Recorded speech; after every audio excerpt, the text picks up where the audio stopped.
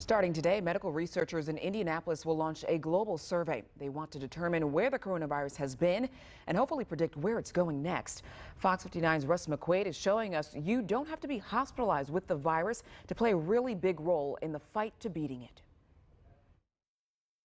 More than 10,000 Hoosiers have tested positive for the COVID-19 virus, 3,500 of them right here in Marion County. But even if you're not one of them, the Fairbanks School of Public Health and the Regenstrief Institute still want to hear from you.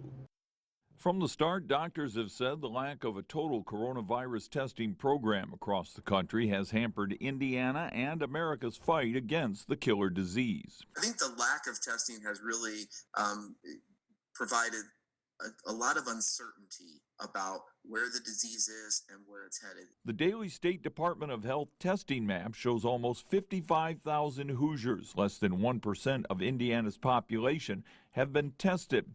And before Governor Holcomb starts reopening businesses, the White House Coronavirus Task Force says a state should be able to set up testing sites and do tracing for those with COVID-19 symptoms.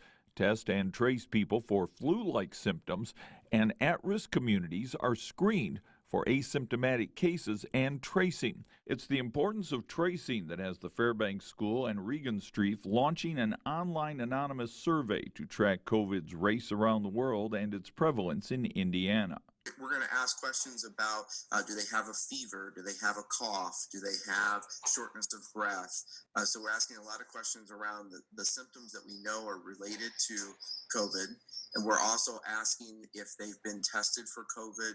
We're asking if they've traveled outside of their house greater than sort of 5 or 10 miles. We're asking if they've traveled internationally. The survey will be available to anyone who utilizes Microsoft's MSN portal for their daily coronavirus news search. This is a great example of what we often call citizen science. So it's an excellent opportunity for individuals, no matter who they are or where they live, to participate in giving data to us to assess this disease and really how quickly then we could potentially reopen things up. Dr. Dixon says by tonight the survey ought to be translated into more than 30 languages and ready for distribution around the world this weekend.